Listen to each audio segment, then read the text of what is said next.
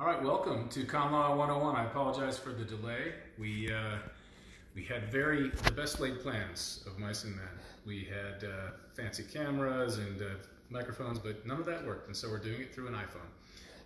The good old iPhone seems to save the day. Anyway, I apologize for the delay. We're a few minutes late now, but thanks for joining us. And this is our first time attempting to do a Common Law 101 class via Facebook Live. And you'll see we have the fireside chat theme here. This is reminiscent of FDR's fireside chats. However, those were fireside chats by a big government proponent trying to justify ridiculous expansions of federal power. This will be a fireside chat by a small government conservative criticizing some of those expansions of government power and talking about the real meaning of the United States Constitution. I hope everybody is comfortable at home. Hope you are finding ways to enjoy the time at home with your family. This coronavirus situation is certainly a huge concern for everyone, but I try to look on the bright side, and on the bright side, getting to spend a lot of time with my 5 little girls and my wife, and I hope you are finding the bright side too. But we can't do the normal type of campaigning activity and other speaking that I have been doing. These Common Law 101 classes started back in when the Tea Party started in 2009, early 2009, right as Obama was being inaugurated. That was when the Tea Party movement started. I had already been a professor of constitutional law for almost 15 years at that point. And people said to me, "Kris, you're a professor of constitutional law. Is there any way you can teach us about the Constitution in one speech? And, can you shrink it down?"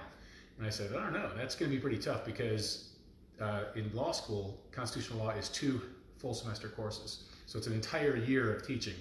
And I said, "Well, let me try." So I shrunk it down to about the important parts in about 3 hours. And nobody wants to listen to a 3-hour speech. So I shrunk it down some more to about an hour. And it actually worked. And I gave a few speeches around the state, a crash course in the United States Constitution.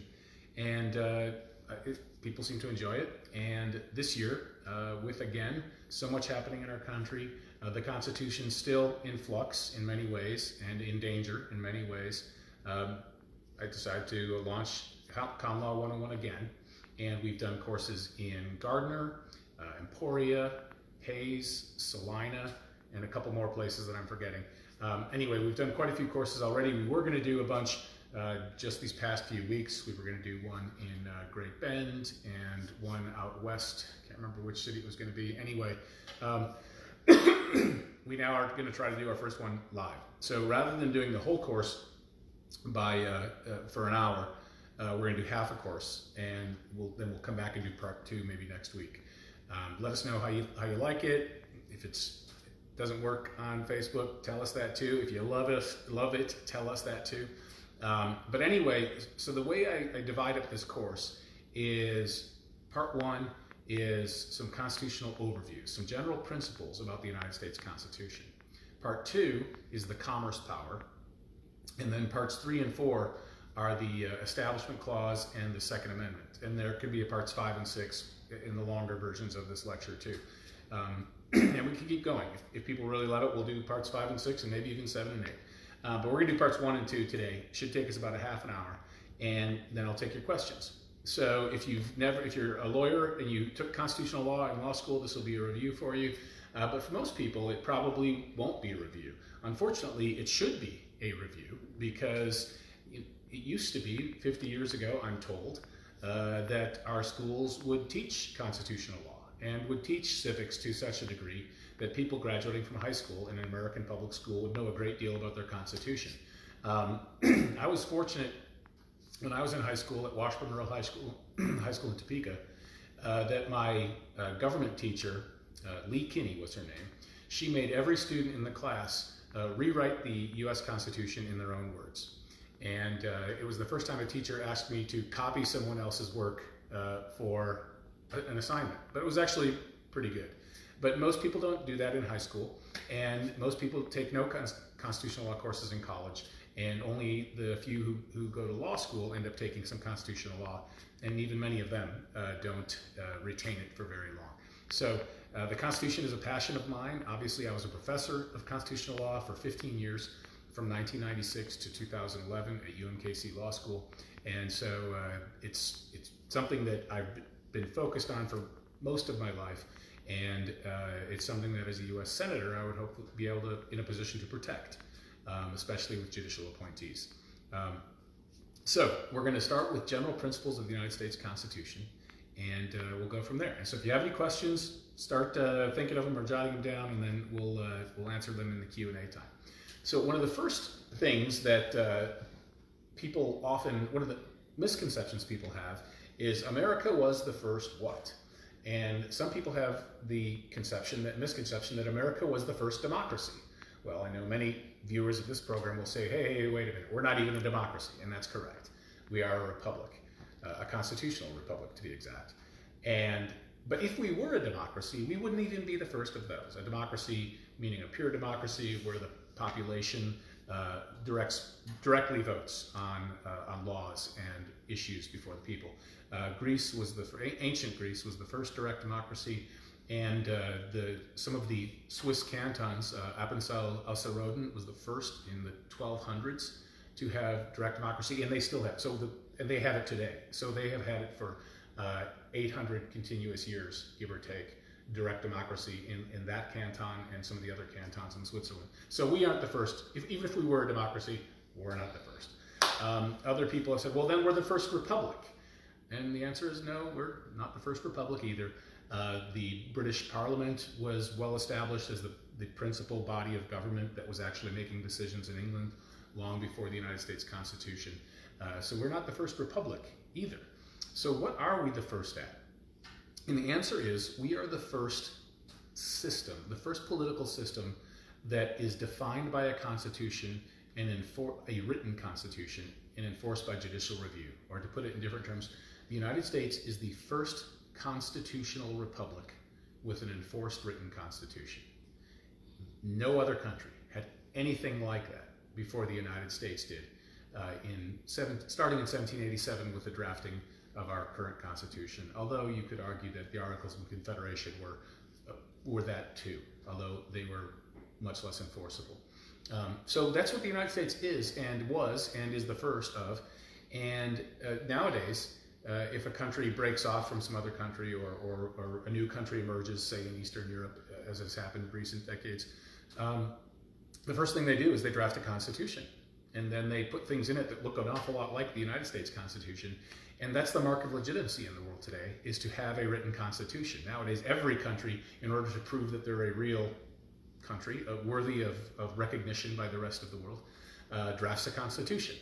They may not have a tradition of constitutionalism. In fact, most countries don't have a tradition of constitutionalism, so they're kind of taking the cookie cutter of the American Constitution and shoving it into their own culture. But be that as it may, that is now the mark of how you're supposed to have a national government. And that's where we are today. So what more to say there? Being a written constitution, here's one point I wanted to add. Sometimes the British will claim, no, they had a written constitution. They had a constitution before America did. And I did my postgraduate, my doctorate in political science in England before I went to law school at Oxford, and was there for 4 years. And I would constantly be told by the British, especially the tutors, the professors there, that, well, the British Constitution is this and the British Constitution is that. Well, the British Constitution is not written. So they have an unwritten constitution. It's like a body of traditions. And theirs is not easily judicially enforced, because how do you enforce an unwritten set of rules when the conception of what those unwritten rules can vary from person to person? You might say, well, the Magna Carta is kind of like a written constitution, but not really. It only covers a very small number of rights, and the Magna Carta was a concession by the Crown to the people.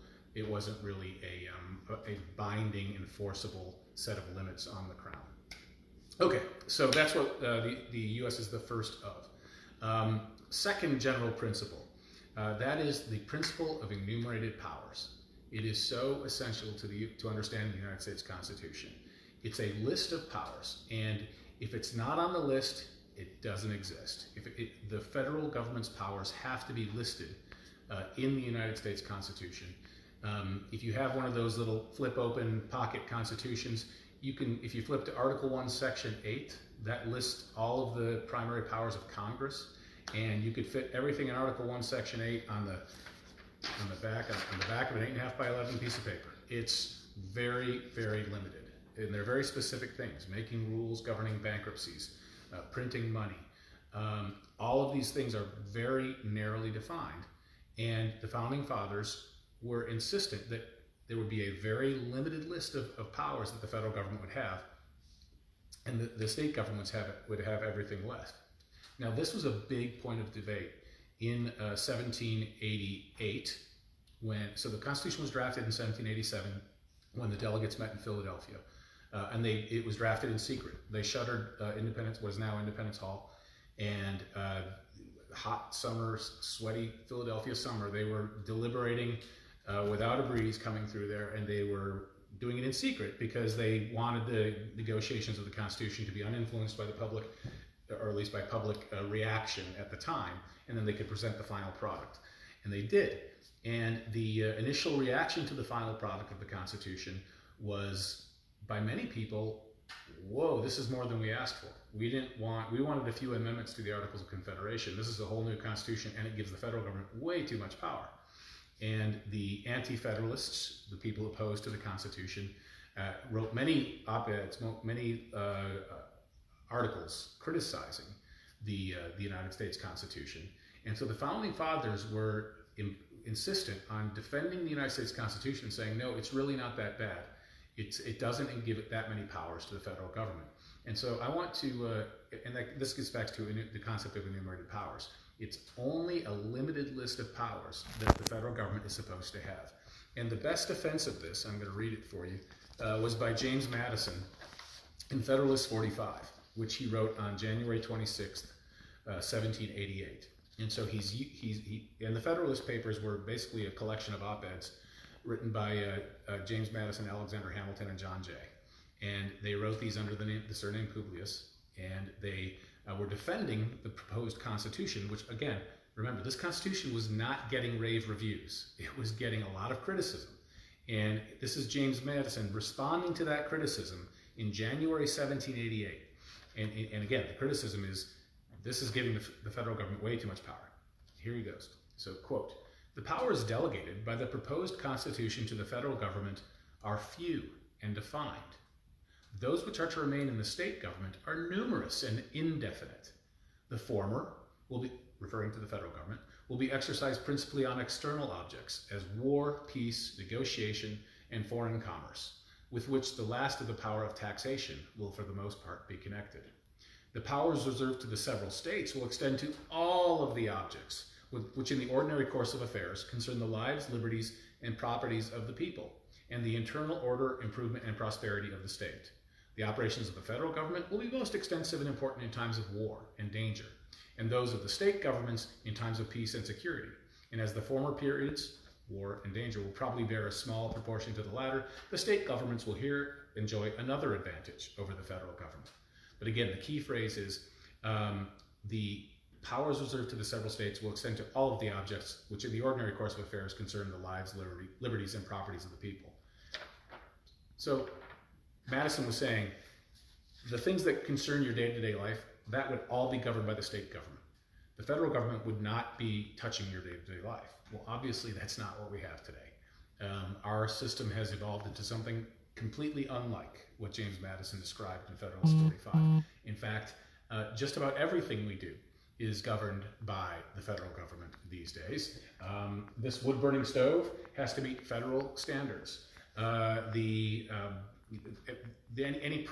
any product that you use, whether it be a piece of furniture or an automobile or the components of your house, have to meet exacting federal standards and have to comply with federal statutes. So the federal government is the government that probably dominates and predominates over the state government in our daily lives, unfortunately, because that's not how the Founding Fathers intended it. If we went back in time 100 years and I was sitting here in 1920, not 2020, we would still be living in a republic much like what the Founding Fathers described and detailed in the Constitution. we would not be living in a republic dominated by federal control, which is what we're living in right now. So there was a huge transformation. We're going to talk about that in a minute. But before we get to that, one more general principle. What does the Constitution do and what does it not do? Now, one thing that you might think the Constitution does, but it does not, is it doesn't regulate the lives of you and me. It doesn't regulate our behavior. It's not like a garden variety law. You know, a garden variety law passed by your state legislature will say, you may not steal from your neighbor. You must not trespass. The speed on interstates in Kansas is 75 miles per hour. Those are laws governing our behavior. The Constitution doesn't have any limits on what individuals can or cannot do. Sometimes people quibble something you could describe as an individual limit. Regardless, that's not the purpose of the Constitution. Does the Constitution give power to the states? No, not really. The Constitution is a concession of power from the states. Remember, these were state delegations meeting and conceding, giving their own power to the federal government. And so what the Constitution does is it lists those enumerated powers of the federal government, but it also puts limits, very clear limits on those federal powers. And then we added the Bill of Rights, which was drafted in 1789 and adopted by ratification of the states. And those put further limits on the powers of government. So really the Constitution is best described as a cage. It is a set of limits that confine the beast. And the beast inside is Leviathan, as Thomas Hobbes would have said. It's the federal government. And the Founding Fathers knew, and the people criticizing the Constitution knew, that the problem, the biggest difficulty, would be what happens if the federal government tries to get out of the cage? What happens if the federal government tries to grow beyond the bounds of the cage? And that's why our Constitution, in many respects, has failed. Not that the Founding Fathers failed, but we'll get to this in a minute. The Supreme Court had failed to enforce the Constitution and allowed the cage to get bigger. And in that process of decision after decision, poor decisions by the U.S. Supreme Court, we have come to where we are today, where the government we live under looks nothing like the tiny federal government that James Madison described in Federalist 45. So it's a massive process that has occurred. And what I'm going to do in this Con Law 101 podcast lectures is give you some examples of where we've seen this happen. And in every one of these cases, every one of these examples, there's been something similar that's happened. The Constitution started, the Republic started as the Constitution defined it with the powers and the rights defined and implemented in our country the way the Founding Fathers wanted it. But then something happened and something changed. Usually the Supreme Court, for one reason or another, made a series of mistakes, allowed the Constitution to become twisted and distorted. And then in recent years, because of constitutional originalists being restored to the bench, and now a very small majority of 5 originalists on the Constitution, we have slowly turned this ship of state around, and we're coming back in the direction of the original intent. But we're so far away from the original model. If this is the original model, this is where we started, and here's where we got to in our extreme distortion of the Constitution, we've maybe come back this far. There's a long way to go to come back to the Founding Fathers' original Constitution. One more point. Someone might think that, well, okay, James Madison, John Jay, and Alexander Hamilton, they did a great job. The Federalist Papers, if you haven't read them, you should read a few. If you've never read any, I'd recommend Federalist 45, which I just pointed out. Federalist 10 is a good one. Federalist 78 is a good one about the judiciary and its structure. But 10 and 45 would be great ones to start with. Anyway, you might think, well, they published these papers and everybody said, aha, James Madison, you are a genius. This Constitution rocks and we love it and go America. Actually, it didn't go like that. The Constitution was in grave jeopardy of not being ratified. And there was one state that put it to a popular vote. Yes, one state actually, one of the 13 states actually put it to a vote of the people, not of the the delegates at the ratifying convention. And the one state that did that was Rhode Island. And this little known bit of history, which rarely made it into textbooks, the people of Rhode Island rejected the United States Constitution. I don't have the exact numbers in front of me, but it was almost by a 10-1 majority. They slammed the Constitution. And Rhode Island didn't join the Union with a subsequent popular vote. Eventually, the Rhode Island legislature called for the electing of delegates, and they did it by ratification through elected delegates. They didn't change their minds. So that popular vote rejection in Rhode Island sent a shockwave through the other states, because what if other states start holding a popular vote? And there were rumors that New York was going to call for a popular vote. If New York had rejected the Constitution by popular vote, never would have happened. We would not have adopted the Constitution.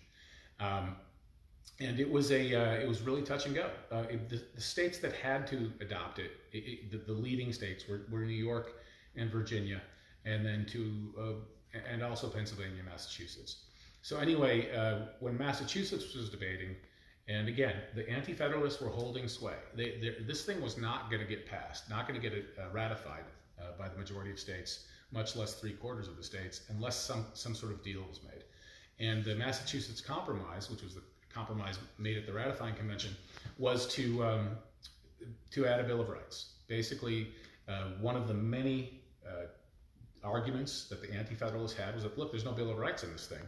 And actually, Hamilton argues in the Federalist Papers that you don't need a Bill of Rights. Remember, the Federalist Papers are written before the Bill of Rights. And Hamilton says we don't need a Bill of Rights because we've gotten defined powers. We've defined the federal government's powers so clearly and so minutely, it will never have the ability to violate your rights. Just imagine that. They were so confident in the concept of enumerated powers that you don't need a Bill of Rights, Hamilton argued, and Madison agreed. At that time, he agreed. Because the federal government's too tiny. It won't have the power to violate your rights. Well, in Massachusetts, this argument was made again, hey, it needs a Bill of Rights. And the Federalists, the defenders of the Constitution, said, okay, will you ratify this if we give you a Bill of Rights? And they said yes. And then that same deal was made in the subsequent states ratifying. And the states, with their ratification message, sent a list of requested rights to be added to the Bill of Rights. And James Madison, now in the first Congress of 1789, took those lists of suggested rights and he compiled them, and many of them were repetitive from one state to the other. And he collected the proposed Bill of Rights, as we know it. But that critical deal in Massachusetts basically saved the Constitution and ensured that it would eventually be ratified. Okay, so that's the end of our introductory section, and we're clicking along. That took us about 20 minutes. All right, so I'll try to quickly get through the commerce power in about 15 minutes if I can, and then we'll take your questions. Okay, so the commerce power. If you look at Article 1, Section 8, you will see something that looks pretty innocuous. The Congress, here are the exact words, the Congress shall have the power to regulate commerce with foreign nations and among the several states and with the Indian tribes, end quote. And the operative words are the Congress shall have the power to regulate commerce among the several states. All right, that doesn't sound too grand, does it? And initially it wasn't. It was considered the power to regulate the actual channels and instrumentalities of commerce. So the channels of commerce would be the rivers, the navigable rivers. To Congress, one of the first things Congress did in its early decades was granting the standards of pilots licenses. And a pilot was a riverboat pilot, and who could have a license. And the standards for the coasting trade, which was the trade of ships moving up and down the Atlantic coast, and licensing that trade. So that regulating that was what Congress got to do. The ships were the instrumentalities, and the rivers were the channels of commerce. There was no disagreement about that, and if you look at the early commerce powers cases, those are the kind of things that Congress was doing, and the court clearly had a definition of the commerce power as that very limited definition. And the commerce power was seen that way throughout all of the 1800s, although toward the very end of the 1800s, there was a period when some lawyers started pressing this idea of maybe we can expand Congress's power by suggesting a redefinition of Congress's power through the commerce power. And that's where we are now. And when it all came to a turning point was in 1937. So in the early 1930s. Roosevelt had been elected. He does a fireside chat like this on radio, and he calls for the massive expansion of the federal government into areas the federal government had never been before, and these areas were not listed in Article 1, Section 8. There was no federal power to regulate agriculture. There was no federal power to regulate products. There was nothing listed, but there was this commerce power. And so the New Deal was launched, and the alphabet soup of agencies was created to start regulating prices, regulating products, regulating the amount of things produced. And it was challenged in the Supreme Court. And the Supreme Court struck them down again and again and again. And if you look at these cases from basically 1931 through 1936, the Supreme Court is telling the federal government, Congress, and the president, this power does not exist in the United States Constitution. It's not listed. Congress can't do this. And you might think it's that the nation needs this, but if that's what you think, then amend the Constitution. Don't just say that it falls within the commerce power. But this continued, and the Supreme Court kept holding the line, enforcing the original conception of the Constitution of what the commerce power was. But in 1937, something changed. In March of that year, or February and March of that year, Roosevelt suggested the court packing plan, and he defended it in a fireside chat. And it was a ludicrous defense. I mean, you could see through it from a mile away. He basically said, well, the justices are getting old and they need more people to help them write these decisions. And so why have 9 justices? Let's increase it to 15. And gosh, I'll get to appoint the new 6 justices. And he didn't say this, but of course he would get to appoint justices who would change the Constitution by evolving this living, breathing document so that the commerce power would no longer just be the channels and instrumentalities of commerce, ships, trains, tracks, and rivers, but it would be something new and different. And although the court packing plan did not pass, and isn't it interesting that a few Democrats today have been suggesting court packing? And why did he want to pack the court? The same reason they want to pack it today. They don't like the fact that the court is enforcing the written Constitution, which has a more limited view, the Founding Fathers' view of the federal government. Anyway, what happened was that the court packing plan did send a shot across the bow of the Supreme Court, and 2 justices switched their view of the commerce power. And this was the switch in time that saved 9, a play on the old phrase, a stitch in time saves 9. 2 justices, one of whom was named Justice Roberts, coincidentally, switched their position. And in United States versus Jones and Laughlin Steel Corporation, in 1937, the Supreme Court said, okay, the commerce power can also include something else. The power to regulate commerce can also include issuing regulations of things that have a substantial effect on commerce. Things that have a substantial effect on commerce. Well, if you think about it, and you think creatively, just about anything could have a substantial effect on commerce. And that's what started to happen. The federal government got bigger and bigger and would justify regulating everything, almost everything, because it had a substantial effect on commerce. And the case that really was the peak of this was in 1942, in Wickard versus Filburn. The Supreme Court evaluated the Agricultural Adjustment Act, or the AAA. And Farmer Filburn brought a case that went all the way to the Supreme Court. And the feds were regulating how much wheat or how much produce of any crop a farmer could produce. And the feds would regulate the price of the crop and how much you got to produce. Well, Filburn said, okay, fine, I'll comply with these limits. But in addition to the wheat that I'm growing on my farm for the market, I'm going to grow this extra little bit, and we won't put this in the market. It's just for me and my family. We're going to grind this wheat into flour. We're going to use it here on our family farm, and this won't affect, I mean, it's not, you're not regulating it because it's not in commerce. So yes, you can regulate the wheat I put in commerce, federal government, but you can't tell me I can't grow a little extra here for consumption on the farm. And it was a very reasonable argument. But the Department of Justice attorneys said to the Supreme Court, well, according to United States versus Jones and Laughlin Steel Corporation, according to that precedent, if it substantially affects commerce, then we get to regulate it.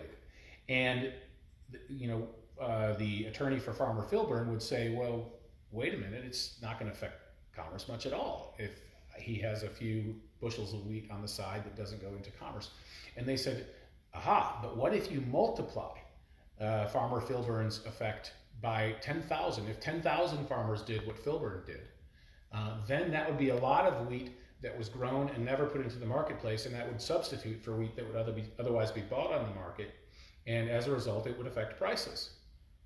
Well, sure, if you can multiply the effect of something by 10,000 and say, what if 10,000 people or 100,000 people or 1,000,000 people did this?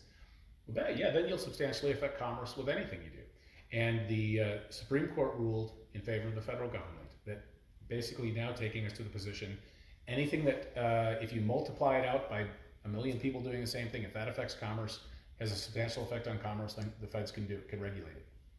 And that was and that's how we got to this ridiculous idea that Congress can kind of regulate anything as long as there's an effect on commerce. And if you think about it, everything has an effect on commerce. Should Congress regulate marriage? I guess so, because every time there's a marriage, there's a lot of money spent, and brides' dresses are bought, and food is purchased, and people make vacation plans. That has an effect on commerce. Feds should regulate marriage. Can the feds regulate schools and curriculum? I guess so, because that would have an effect on commerce. You can multiply it out in your own mind. And so basically that meant the feds could regulate everything. Congress has the power to regulate everything because everything has a substantial effect on commerce. Well, wait a minute. I thought we have a constitution of enumerated powers where Congress can only do a very limited number of things that are on the list. If you have one of those powers, the commerce power, that encompasses everything, then you no longer have a government of enumerated powers. So this critical juncture in US history in 1937 and in the 1940s, where suddenly Roosevelt's court had ignored the original understanding of the commerce power and had expanded it, it was eviscerating the entire concept of enumerated powers, of limited federal power. And this was the reality for 60 years. In fact, for a good 60, from 1935 until 1995, the Supreme Court of the United States never struck down a single assertion of power by Congress that was justified under the Commerce Clause.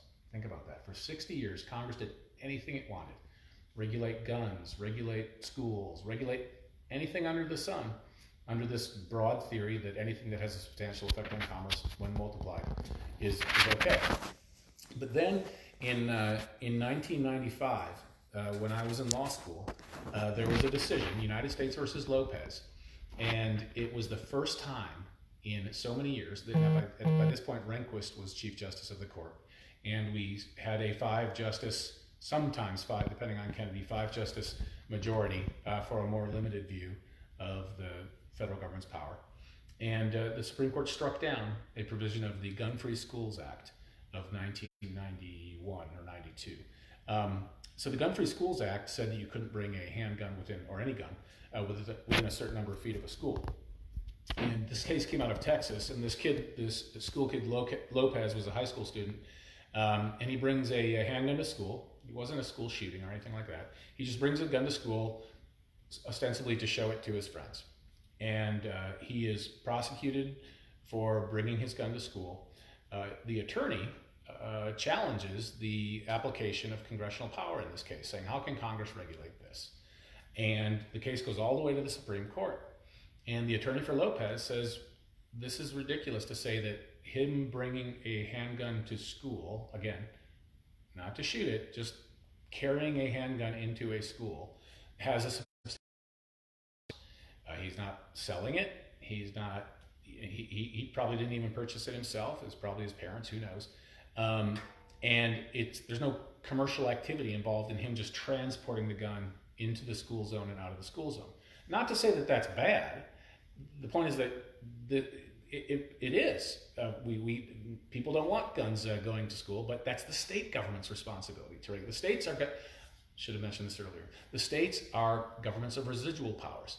Everything that's not given to Congress to do, the states still can do. So the argument of attorneys for the past century who have tried to keep the United States to a more limited scope of government is not that regulating these subjects, like guns in schools, it's not that regulating them is bad. The question is who regulates it. And the vision of the Founding Fathers, as laid out in the Constitution, is that the state governments regulate that. The federal government can't regulate anything other than what's on this very limited list. Anyway, the Supreme Court says, a 5-justice majority with Chief Justice Rehnquist writing the majority, he says we will no longer heap inference upon inference to come to the conclusion that there is a substantial effect on commerce. And the inference upon inference he was talking about was this. The Department of Justice attorneys in 1995 argued that, well, look, Lopez brings his gun to school. He keeps the gun in the locker, but the other kids hear about it. Well, in math class, all the kids are aware that, or many of the kids are aware that Lopez has a gun in his locker, and that terrifies them. And because they are so terrified that there's a gun somewhere in the school, they won't be able to concentrate on math. And at the end of the year, because of that one day when they had this distraction, they will they'll be less skilled in math. And when they graduate, they'll be less skilled in math. And because of that tiny diminished skill in math, because of their lack of ability to concentrate that day that Lopez brought the gun to school, they will be less productive members of society. And because they're less productive members of society, they will have less income, there will be less GDP for the United States, and voila, we have a substantial effect on commerce. That was the argument that the Justice Department made in defense of this provision of the Gun-Free Schools Act. And the Supreme Court said, no, you can't heap all of these inferences upon one another and come to the conclusion that the movement of that gun to and from the school had a substantial effect on commerce. If any government has the power to regulate guns, it's the state governments, and they do have that power. And states do regulate guns. That was their principle. It was always thought by the Founding Fathers that that was what states would regulate. That's why you don't see the regulation of guns anywhere in Article 1, Section 8. But suffice it, the rest of the federal regulations of guns have not been challenged under the Commerce Power since then. But it was a very important decision because it sent a shot across the bow of Congress for the first time in 60 years. And I was in law school, as I mentioned, and you could see the long faces on the law school professors at Yale as they learned of the Supreme Court's horrendous decision to strike down an act of Congress under the notion that the commerce power had limits. Of course, conservatives like me were delighted and elated that the Supreme Court had finally done something to restore the original meaning of the Constitution. But that's where we are. Well, let's fast forward to where we are. So what has happened since 1995? In the past 25 years, there have been a couple of additional cases that have concerned Congress's exercise of the commerce power. And there have been a couple of more instances in which the Supreme Court has struck down acts of Congress as being beyond the scope of the commerce power. One provision of the Violence Against Women Act that whole act was justified as a use of the commerce power. Much of that act remains intact, but one provision of it was struck down as being beyond the commerce power. Another one you might remember, is Obamacare. So the Affordable Health Care Act. So as you know, anybody watching this would know, the Obamacare case went to the Supreme Court not 2000, my memory's fading here. I think it was 2012 that the case was decided. And in that decision, the Sebelius case, named, of course, for Obama's secretary and our former governor of Kansas. In that case, the Justice Department, again, tried to defend this act of Congress as an exercise of the commerce power. But the problem with that argument was, remember, the regulation of Obamacare was to take people who didn't have health insurance and force them to have health insurance. It was taking people outside of commerce and making them get into commerce, into interstate commerce, by purchasing health insurance. And the Supreme Court wouldn't buy it. And Chief Justice Roberts wrote a great portion of the majority opinion, commerce power. That you can't take someone who's completely outside of commerce, not purchasing health insurance, and force him to purchase health insurance and say you're regulating commerce. You're not regulating commerce, you're creating commerce, interstate commerce. And so the Supreme Court struck down, or didn't strike down, but rejected that defense of the commerce power. that defense of Obamacare as an exercise of the commerce power. But the federal government had a fallback argument. They said, well, if you don't agree that this is an exercise of the commerce power, maybe it's an exercise of the taxing power. Because remember, the way they enforced this, the provision forcing individuals to purchase health insurance, was that you faced about a $700 tax penalty if you didn't purchase health insurance. So the penalty was a tax forcing you to purchase health insurance. And Chief Justice Roberts wrote this part of the opinion too, and he said, well, now that I think about it, you could call that a tax. And the interesting thing about the taxing power is it's also in Article 1, Section 8. We might do, depending on how people like these Facebook Lives, we may get to the taxing power. But it doesn't have any limits on it. It just says Congress has the power to collect taxes to derive revenue to provide for the general welfare of the United States. And so as long as it has some plausible revenue collecting purpose, then it's been justified. And the Supreme Court has had a series of cases that have not adhered to the original meaning of that power either, but that one's even broader, even on its own terms in the Constitution. And Roberts said, it's a tax.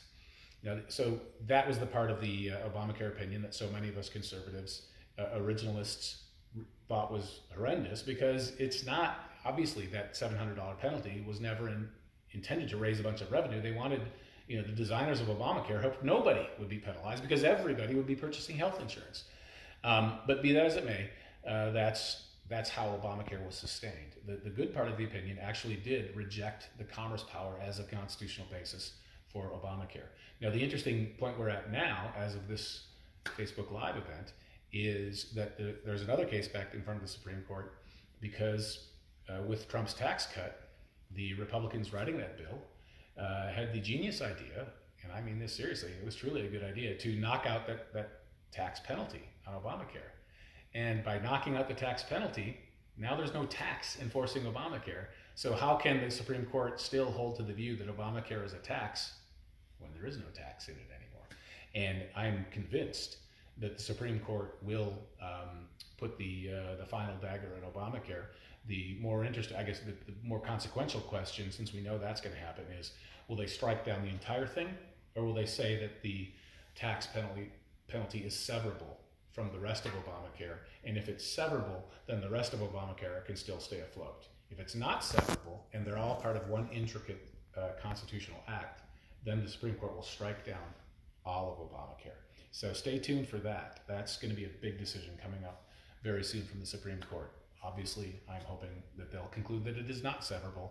And then when they strike down, when they say the tax is no longer there, and so the enforced the forced provision pushing people to purchase insurance is no longer part of Obamacare, then the whole thing goes down. So that's where we are right now. But to summarize, what's happened with the establishment clause, or with the commerce power, is that we started with the Republic sticking to the framers' plan all the way until 1937. And it was the Supreme Court that was defending the original Constitution all along, until the Supreme Court buckled and a more activist judge was put on the judiciary. The Supreme Court flips, and then Congress has this massive expansion of power, and our lives changed. People in 1935, 1936 did not have their daily lives regulated by the federal government to any appreciable extent. Today, and starting in the late 30s and continuing all the way to today, now of course we have the federal government dominating our lives. And it was because of that switch in 1937 that this all happened. We are starting to return a little bit. The court has now rejected this notion that anything that substantially affects commerce is good enough, and that Congress can justify anything that way. But again, we've just barely turned around, and it's only 5 justices who are doing this. It's a bare majority of 5. That's why I hope and pray that the originalist justices on the court are very careful in crossing the street. It would be a tragedy both for them and for the country if we were to lose one of those 5 justices who believes in the original view of the Constitution. Or put it this way, if Trump loses the election, it will be a tragedy, because you can be assured that the Democrat nominee for president, whoever it is, will appoint activist judges, the opposite of constitutionalist judges who change the meaning of the Constitution by interpreting the Constitution.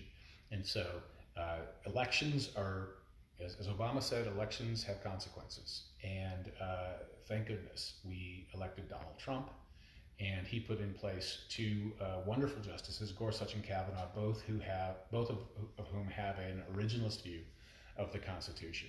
And because of that, there is hope that the Supreme Court will continue to say no to Congress as it tries to expand its power beyond the limits of the cage that was created by our founding fathers.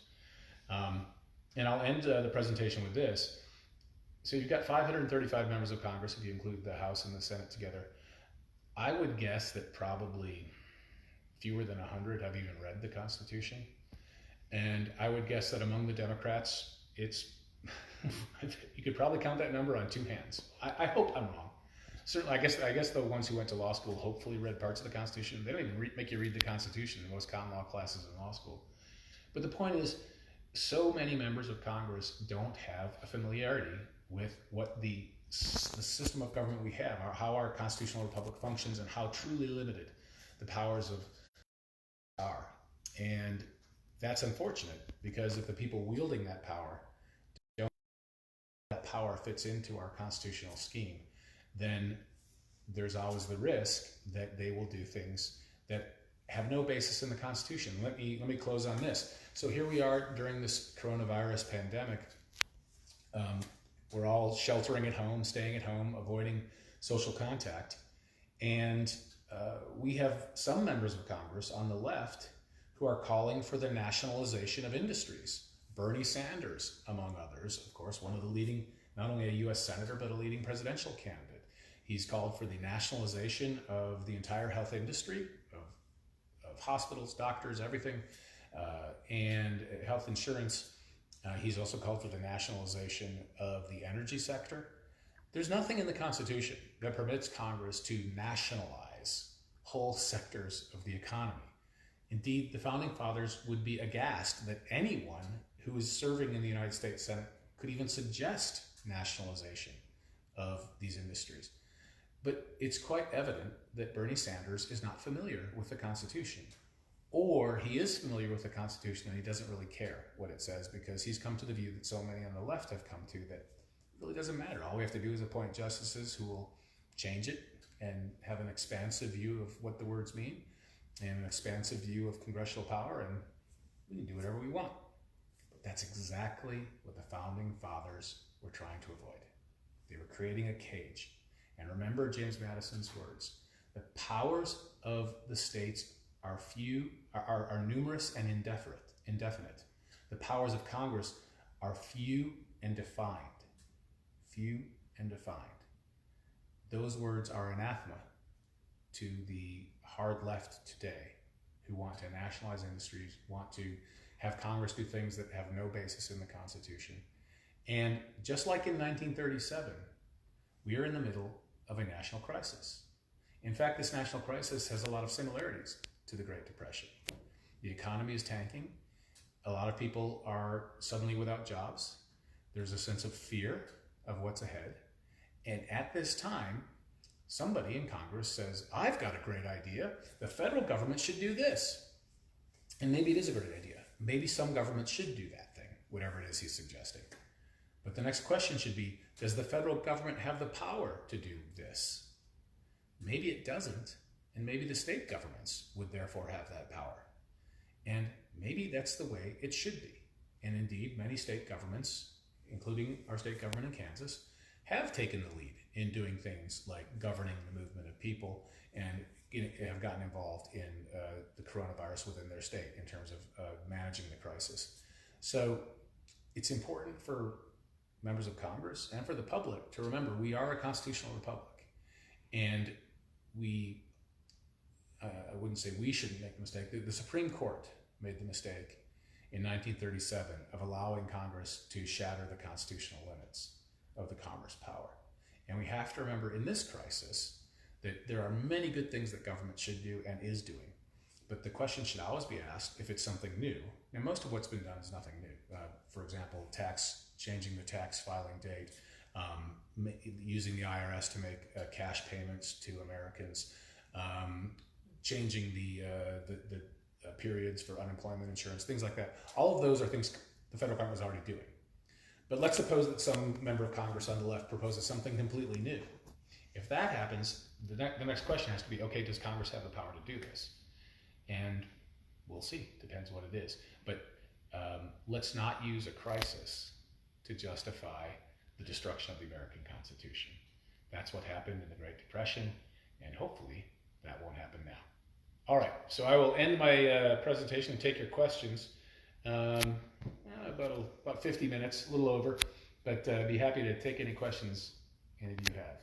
Just tell them to type in there. I'll just type in your question and send it to our website. They can just type it while they're watching.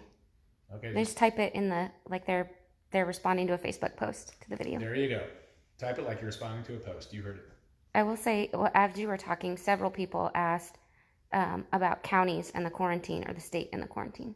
Okay. So the authority of a state or a county to impose a quarantine has to be found in state statute. So there are several state statutes in Kansas that I know of that the state is citing as the basis for the quarantine, and the counties are citing as the basis for their authority to issue the quarantine. I confess I haven't had the opportunity to read those state statutes carefully to see if I agree. But to the extent that there is the authority for an executive official at the county or state level to enforce a quarantine like what we're seeing now, that would be found in state law. But if it doesn't exist in state law, then they would be acting beyond their power. But there are at least 3 state statutes in Kansas that have been cited, and similar statutes exist in other states that have been cited as the basis for orders to stay at home. Okay, Stuart asks whether you support, it's kind of off topic, but do you support the package with checks to individuals to help people out during this time? So yes, but with reasonable limits, because obviously the objective with these checks is to stimulate the economy, get people to spend money. The alternative to the checks, which in some ways is better, would be to do a tax cut and just have people pay less money or get a bigger refund on tax day. The checks are faster though, because the federal government can send you the checks whenever they pass the bill and President Trump signs it. And so it gives an immediate stimulus. Now the one potential, well, there are multiple potential risks. One is that the checks are so big that it just drives a massive hole in our deficit for this year and in the national debt, which is a huge problem. And so that's why I say with limits. If in theory, and I'm sure the Democrats would argue in Congress, these checks should be 10 times what they are. Let's give the people an enormous amount of money to spend. So that's one problem, is that if an amount of money is too high, then that would be a problem. The other problem is that if people don't spend the money. So the whole point of the checks is to get people to spend the money, and that fiscal stimulus will then get the economic engine revving again. So I spend the money and buy a lawnmower, and then the owner of the lawnmower shop has got more revenue, and he spends the money and buys a new car, and then the car dealership takes that money. It's the multiplier effect, as economists say, and that same $1,000 that I spent on the lawnmower gets spent over and over again, and it ends up generating $5,000 or $4,000 worth of economic activity in a single calendar year. So the danger is that people get these checks and they don't spend them. Everybody's sitting in their homes, not going out shopping, and for whatever reason they can't find something online that they want to spend it on, and so or they have so much debt that they pay off their debt and that's all they can do with it. So the checks may not accomplish their purpose. I hope they do accomplish their purpose, assuming that bill passes. But it is dangerous. One of the things that has bothered me most about Congress in the past 50 years is the lack of concern for federal spending and our national debt. The debt's $23 trillion and climbing. With the coronavirus actions that are being taken, which I agree with the vast majority of them that are being taken, it's going to be even higher. And there is this sense among many members of Congress that it just doesn't matter, that spending within our limits is not necessary. The reason it matters is because those debts are being paid. There are interest payments being made every year. Hundreds of billions of dollars are being paid in interest. And by the year 2025, it's projected that the interest payments on our national debt will be equal to the defense budget of the United States. Now just think about that. So the defense budget of the United States is equal to the interest payments. If we didn't have those interest payments, you could either double the defense budget, or you could essentially, we would be able to solve the debt for that year, probably, just because of the absence of interest payments. In fact, you could more than solve the debt. You could go beyond that. You could cut the overall budget and still have a very healthy defense budget, and we'd be in the black. But those interest payments are massive, and we're saddling our children with paying off our debt and our grandchildren with paying off our debt. So the bigger we build the debt, I believe not only is it unsustainable, but it's immoral, because we're forcing our children. They don't have a say in it. They don't get to say, no, mom and dad, I don't think you should vote for that congressman who wants to spend so much money. So that's the other danger, is that we drive up the debt too high. And that's why I say the size of these checks matters. Okay, this question's a hypothetical. Would it have been better if state governors somehow appointed Supreme Court justices so as to make sure that the Supreme Court leaned more in the direction of the states rather than almost always in favor of the federal government? That is an interesting question. And if the 17th Amendment hadn't been ratified, that your proposal would be effectively what we would have. Because prior to the 17th Amendment, remember the U.S. Senate, members of the U.S. Senate were appointed by state legislatures. So the Senate was always the defender of states' rights. And similarly, the Senate confirmed Supreme Court justices and still does. And so if you had a Senate consisting of defenders of states' rights who were appointed by their state legislatures, then you would have people reviewing Supreme Court justice nominees who are much more concerned about states' rights and concerned about the growth of federal power.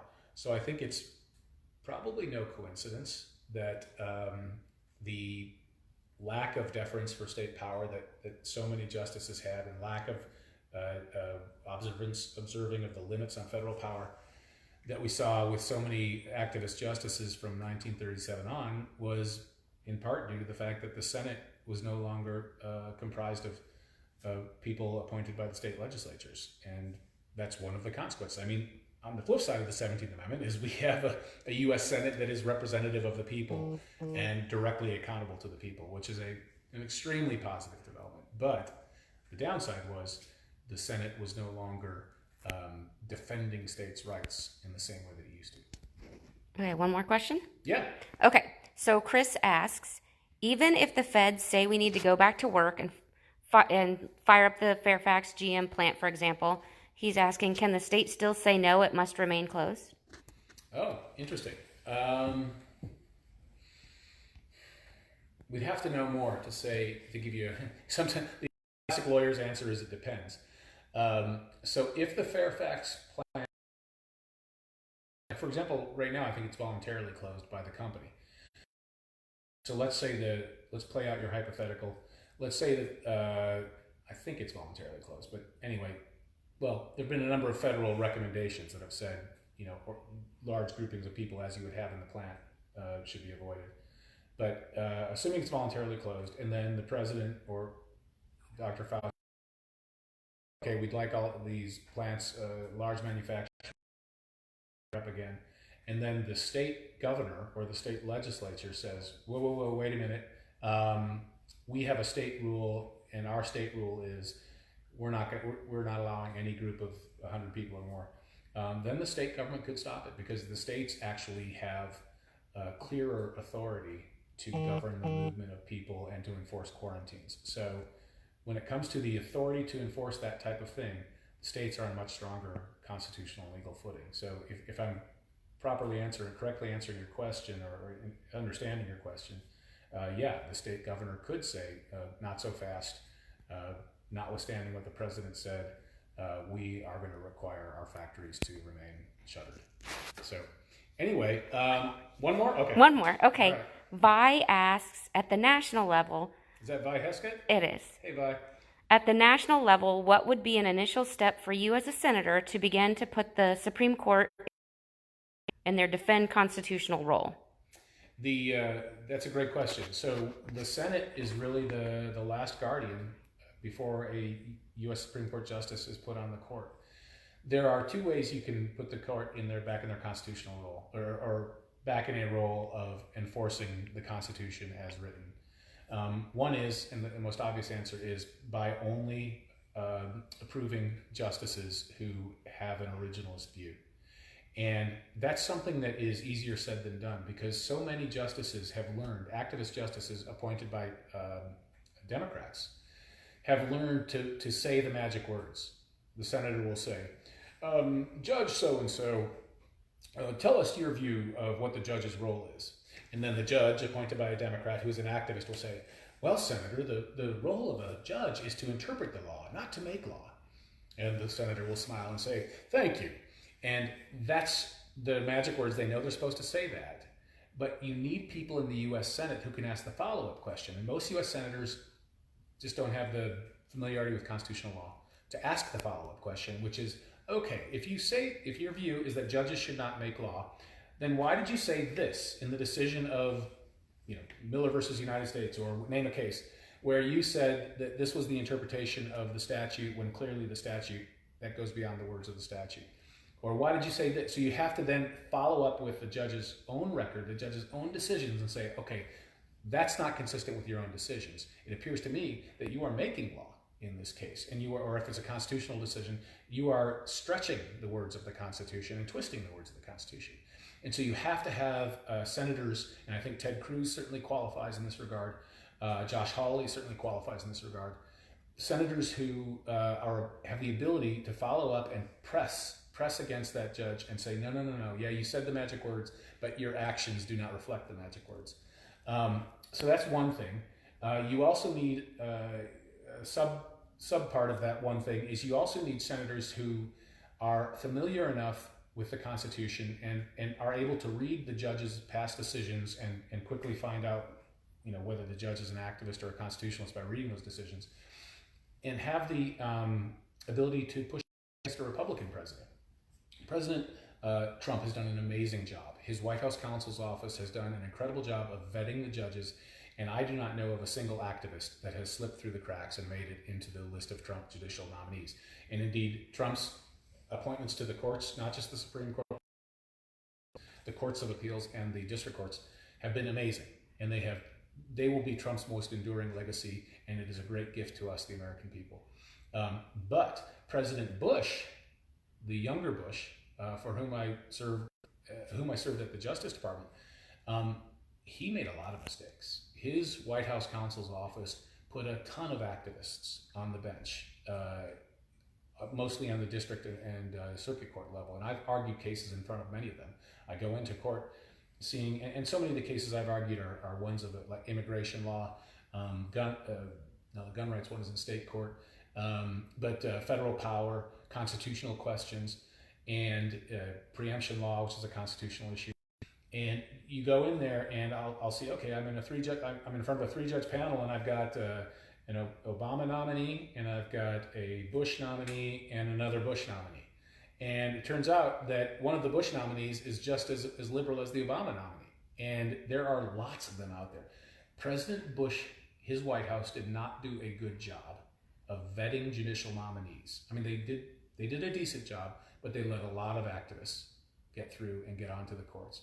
And the Senate should have been the backstop. Senators should have said, whoa, Mr. President, even though you are a Republican and I am a Republican, this guy is not an originalist. This guy has a troubling judicial record, and we do not want, even though we normally are deferring to your appointments, we do not want this person on the bench. And that doesn't have to be done in an open hearing, but that's one area where I think you need people with my experience, or who litigated constitutional law and know constitutional law well, who can be that extra backstop in case a Republican president, not this Republican president, he hasn't made a mistake yet, but whatever, any future Republican president makes a mistake and lets an activist slip through. You've got to have members of the Senate who can say no to a Republican, in addition to saying no to the activist being proposed by a Democrat. That's the first and the major way that I, as a U.S. Senator, could help restore our Constitution, is by ensuring that the judges that get into the federal bench are only constitutional originalists. The second way, which is used far less often, is the jurisdiction power of Congress. Congress actually has the power to establish the jurisdiction of federal courts. And this is something that hasn't been used very often, but Congress does have the power to strip jurisdiction of certain types of cases and take them entirely out of the federal courts. Now, this one is to be used sparingly, because if you remove an entire class of cases from federal court purview, then you run the risk that it could end up hurting the constitutional structure versus helping. But that is another power that the Senate and the House share, and that is the power, with a presidential signature, of course, of changing the jurisdiction of the federal courts. So those are the two main ways to do it. There's a third way. This one hasn't proven effective over the nation's history, but that's impeachment. The House can impeach, and the Senate can convict on articles of impeachment federal judges. And that has happened, but the vast majority of impeachments of judges have been for things like bribery and for things like virtual insanity, where the judge is clearly losing it. There have been, I can't remember the exact number, I'm going to say somewhere around a dozen, maybe. I used to know this number by heart. Federal judges who've been removed from the court through the impeachment process, but none of them have been successfully removed, except for some of the very, very early cases. But none within the last 100 years have been successfully removed because of their jurisprudence, because of they're not observing the limits of the Constitution, or they're ignoring of the Constitution, or being too activist.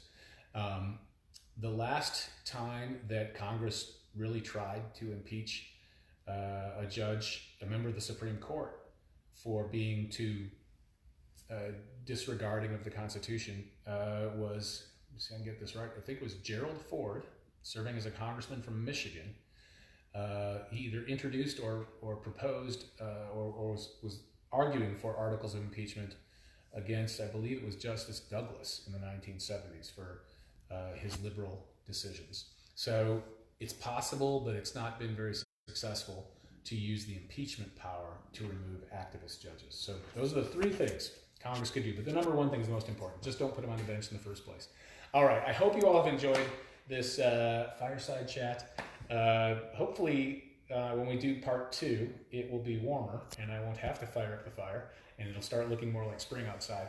But I hope everybody stays cozy, uses this time to spend with family, and catch up on your reading, read the Bible, read that book that you've been meaning to read for so long. There are a lot of opportunities we have when we're forced to stay at home. So I look forward to your comments. If you have any comments, critical or supportive of this, let me know. We'll gauge what we do next based on those comments. So thanks for your time, and stay safe and stay healthy out there.